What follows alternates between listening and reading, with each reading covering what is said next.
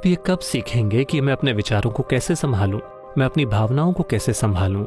हम आपको साधन देंगे कि इस मशीन को कैसे समझा जाए। समस्या चाहे जो भी हो, हम अपनी पूरी क्षमता का प्रयोग करेंगे, लेकिन ये मुद्दा नहीं होना चाहिए।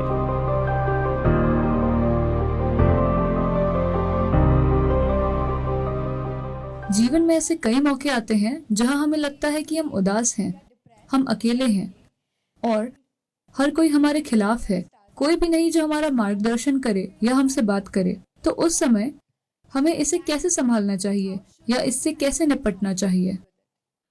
देखिए, ये एक दुर्भाग्यपूर्ण स्थिति है जिसमें ढेर सारे लोग हैं। अपने अनुभव में, उनके अपने व्यक्तिगत अनुभव में जीवन कुछ ऐसा है, मैं बनाम ब्रह्मांड। ब्रह्मांड के साथ मुकाबला करना एक बेवकूफ़ी भरा काम है। आपको इस मुकाबले में नहीं पड़ना चाहिए। हेलो, मैं बनाम ब्रह्मांड एक बहुत बुरा मुकाबला है। क्या आप भी सहमत हैं? तो योग इसीलिए है। योग का मतलब अपने शरीर को मोड़ना और मरोड़ना नहीं होता। योग शब्द का अर्थ है एक हो जाना। अभी ये मैं बनाम ब्रह्मांड है, ये सिर्फ आपकी मानसिक स्थिति है, ये सच्चाई नहीं है। जब आप बिल्कुल अकेला महसूस करते हैं, क्या आप फिर भी सांस ले रहे हैं? तो आप दुनिया के साथ लेन देन कर रहे हैं, है ना? आपकी बस अपने आसपास के लोगों से नहीं पटती, लेकिन वातावरण से आपको कोई दिक्कत नहीं है, भोजन से कोई दिक्कत नहीं है, अगर उसका स्वाद अच्छा हो तो पानी से कोई दिक्कत नहीं है। आप दुनिया के साथ लेन देन कर रहे हैं, है ना? आपका अस्तित्व लगातार ब्रह्मांड के साथ जुड़ा हुआ है, लेकिन आपका मन ब्रह्मांड के खिलाफ हो जाता है। अगर आप ऐसी मानसिक स्थिति बनाते हैं कि आप ब्रह्मांड के खिलाफ हैं या आप ब्रह्मांड या सृष्टि के साथ मुकाबले में हैं, तो जाहिर है कि आप छोटी छोटी बातों पर कुचला हुआ महसूस करेंगे। छोटी छोटी चीजें आपको कुचल देंगी। जब मैं कहता हूं छोटी चीजें, शायद आप अपनी परीक्षा में फेल हो गए, शायद आपको इस यूनिवर्सिटी से निकाल दिया गया, शायद आपको नौकरी से निकाल दिया गया, शायद किसी ने आपको धोखा दे दिया, शायद ऐसा कुछ और हुआ। ये सब जीवन और मृत्यु के बीच की छोटी छोटी चीजें हैं, क्योंकि आप यहां खाली हाथ आए थे, है ना? जब आप मरेंगे तो आपके लिए कोई कंटेनर सर्विस नहीं होगी, आप खाली हाथ मरेंगे। इसके बावजूद ज्यादातर लोगों ने अपने घरों को गोदाम बना लिया है। ज्यादातर लोग अपने सिर पर इतना बड़ा बोझ ढो रहे हैं मानो वो पूरे ब्रह्मांड को अपने सिर पर ढो रहे हों। ये उनकी अपनी मानसिक परिस्थिति है। आप अपने विचारों और भावनाओं की ही बात कर रहे हैं, है ना? आप ये कब सीखेंगे कि अपने विचारों और भावनाओं को कैसे संभालना है? इनके नहीं, इनके नहीं, इनके नहीं, आपके।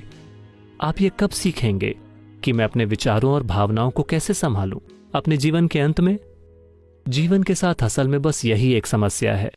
ज्यादातर इंसानों ने खुद को कुछ ज्यादा ही गंभीरता से ले लिया है। उन्हें समझ नहीं आता कि आपने कंप्यूटर स्क्रीन पर वो पॉपअप देखे हैं? आप इस ग्रह पर एक पॉपअप हैं। आप 2 सेकंड के लिए पॉपअप होते हैं और पॉप आउट हो जाते हैं। नहीं नहीं, आपको देखना चाहिए। आपकी और मेरी तरह के अनगिनत लोग इस धरती पर चले हैं। वो भी बड़े लोग थे। वो कहाँ हैं?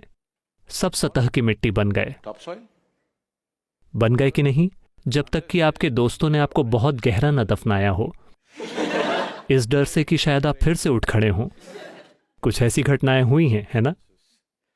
या शायद आप स्वर्ग जाने की योजना बना रहे हों।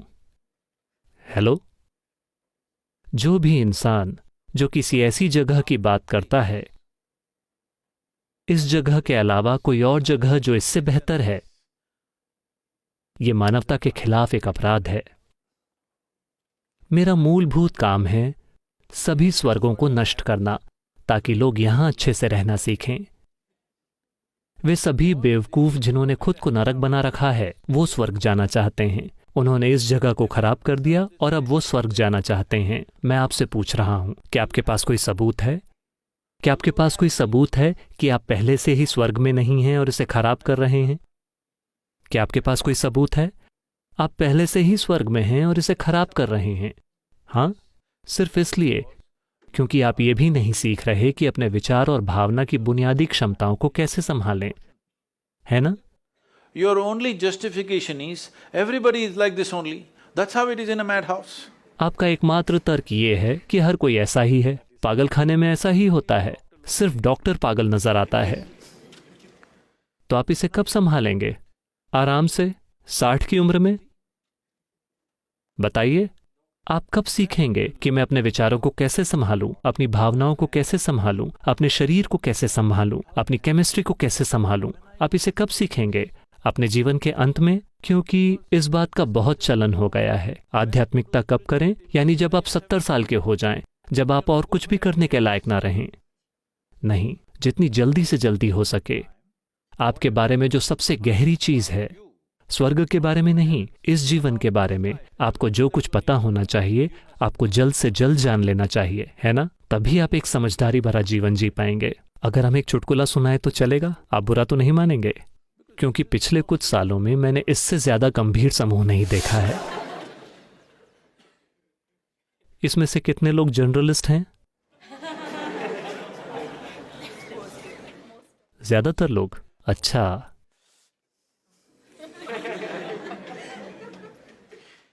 ऐसा हुआ, शंकरन पिल्लई जब वो पेरिस में थे, उन्होंने एक फ्रेंच महिला से शादी की। एक दिन उनकी सालगिरह थी, पहली सालगिरह। तो उनकी पत्नी ने कई दोस्तों को आमंत्रित किया और वो सब कुछ वाकई ताजा बनाना चाहती थी, हर चीज फ्रेश। तो सुबह से वो उन्हें इस बाजार से उस बाजार में घुमा रही थी।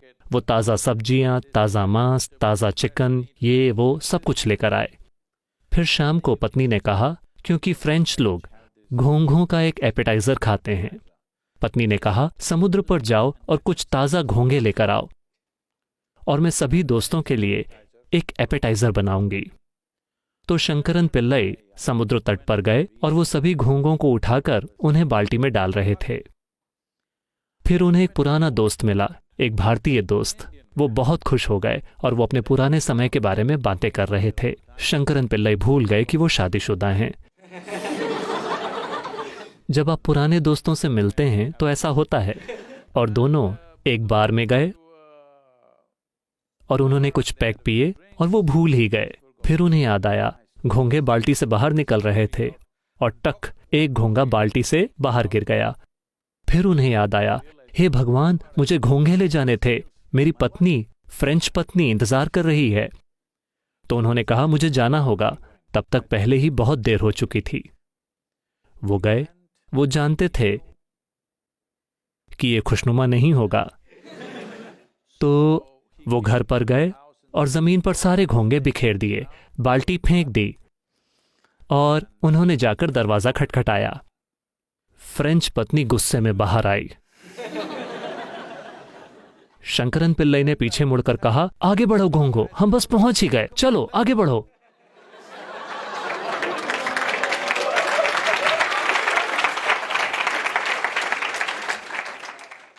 तो आप कब अपने घोंघों को उठाएंगे और उन्हें बाल्टी में डालकर उन्हें ठीक करेंगे?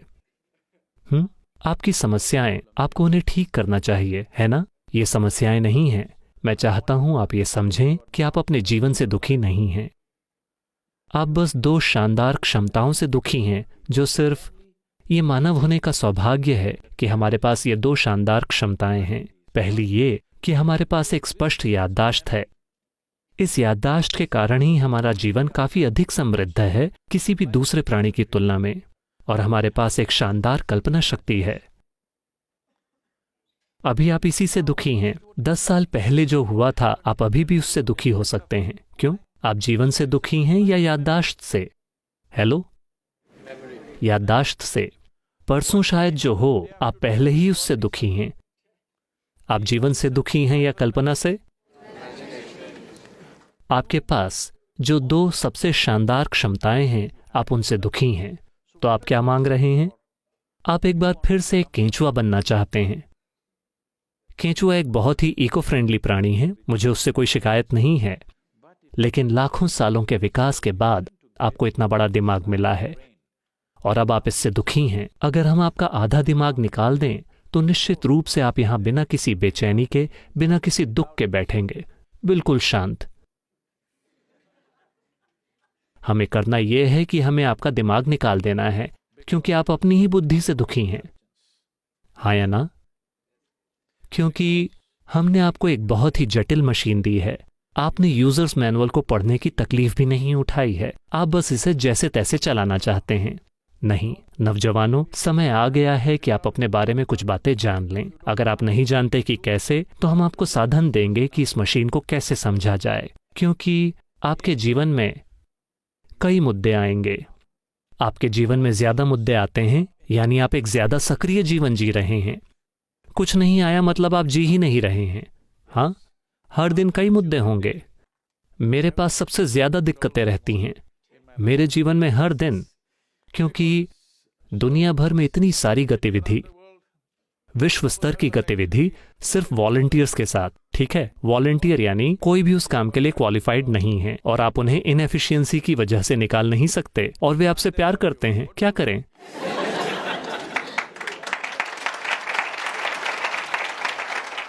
ये एक बात आपको पक्की करनी चाहिए कि आपके जीवन में आप खुद मुद्दा नहीं हैं। ठीक है, समस्या चाहे जो भी हो, हम अपनी पूरी क्षमता का प्रयोग करेंगे, लेकिन ये मुद्दा नहीं होना चाहिए।